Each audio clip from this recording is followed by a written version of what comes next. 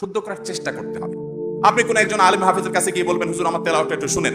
যদি মেজর ভুল থাকে, যেটাকে লাহানে জলি বলে, যেটা কারণে অর্থ পরিবর্তন হয়ে যায়, তাহলে সেক্ষেত্রে কিন্তু কি হবে, আপনার ওটাকে কারেকশন করতে হবে, কারণ ওটা কারণে আপনার নামাজ হবে না, নামাজ নষ্ট হয়ে যাবে। আসসালামু আলাইকুম রহমতুল্লাহ। মুসলমান হিসেবে আপনি নামাজ অবশ্যই পড়েন, হয়তো 5 ওয়াক্ত কেউ পড়েন, অথবা জুমার নামাজ, ঈদের নামাজ বা জাতীয় নামাজগুলো অবশ্যই পড়েন। আর নামাজের ফরজ সমূহের মধ্যে অন্যতম একটি ফরজ হলো নামাজের মধ্যে সহিভাবে কুরআনুল কারীম তেলাওয়াত করা, অর্থাৎ নামাজে যে সূরাগুলো পাঠ করা হবে সেগুলো বিশুদ্ধ সহিভাবে পাঠ করা। তেলাওয়াতটা সহি না হয় তাহলে আপনার নামাজ সহি হবে না, যেমনটি আমাদের প্রিয় শাইখ আহমদুল্লাহ দামাত বারকাতুহুম বলছিলেন। তাই আপনার তেলাওয়াত যেন সহি হয়, সেই জন্য অনলাইন দিন একাডেমি কোরআন শিক্ষার বিশেষ আয়োজন করেছে। আমরা আপনাকে আলিফ বা থেকে শুরু করে পূর্ণ তাজবিদ সহকারে কোরআনুল কারীম শিক্ষা দেব ইনশাআল্লাহ। আপনার সুবিধা মতো সময়ে যে কোনো সময় ক্লাস টাইম নির্ধারণ করতে পারবেন।